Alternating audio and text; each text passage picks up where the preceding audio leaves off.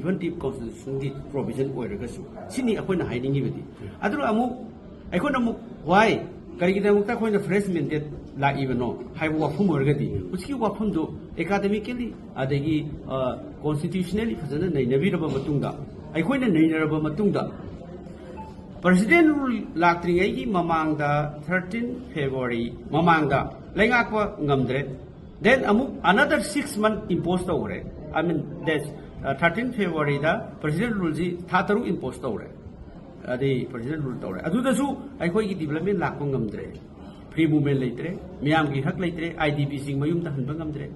then adu taragadi another extension torokpasi di masidi par miyam gi apambagi mayoktani haibagi wane akoi chumna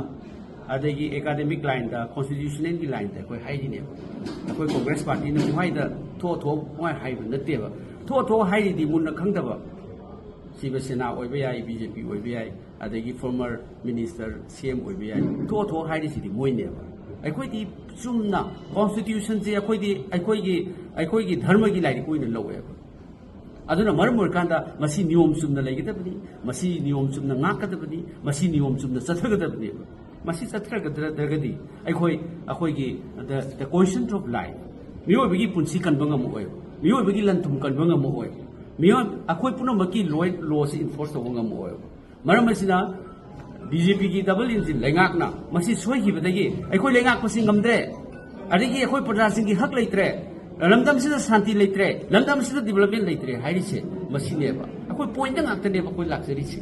aduni akoi moina hairi bududi yumpham yaudaba nganga ki thoga rajniti party mada akoi gi huyauda yaroga haiba oina thoi akoi nadi madu yam chumna amusu congress party na matam gi changpham thokpa lobham thokpa ware miyam gi tamakta public interest akoi haijabani mana adu hak matungna congress MLA hujiki haiba akoi gi honorable MLA Sri TS Lokeshwarna hairibududi mi MLA humpu leibada mi hujik ama leikidabadu yauraga akoi gi 54 lei honorable MLA aduna full akoi gi majority command tawraga leiraga sarkar semdi haraga semde haibasi BJP gi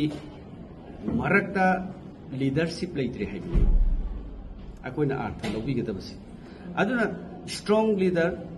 matik chaba leader lengak pa haiba leader leitre hai leitabadegi popular government namu lakko ngamdabni aduna maram orkanda masagi asoiba amasung makoi gi alliance ki asoiba do bije congress ta taina bi gino aduna maram orkanda lengak pa ngamdraba popular government le ga su lengak pa ngamdraba president rule le kanda su lengak pa ngamdraba another 6 months amuk Thatrani to president room Satanina. Hiragadi, fresh mandate Sina Kwaidigi Maruere, no in a legapung Namdragadi to all. Nauna Miyamgi mute Amukalaga, Levak Nagna of Satarasi, Miyamgi people democracy nina. Let us honor, let us respect the democracy. Ganatantra se Ikaikumna Seva, Baraki Sangidan, Ikaikumna Seva, High Beneva. That is why fresh mandate Tausi. Dissolve assembly dissolve to high se masi haire yuse masi ekoi haibam thokoi constitution the pdbc ki matungi nei koi haire ne ba koi point saraga maraga point hajen bilte that is not that we have ekoi the asengba point the with the basic foundation le koi hajen thank you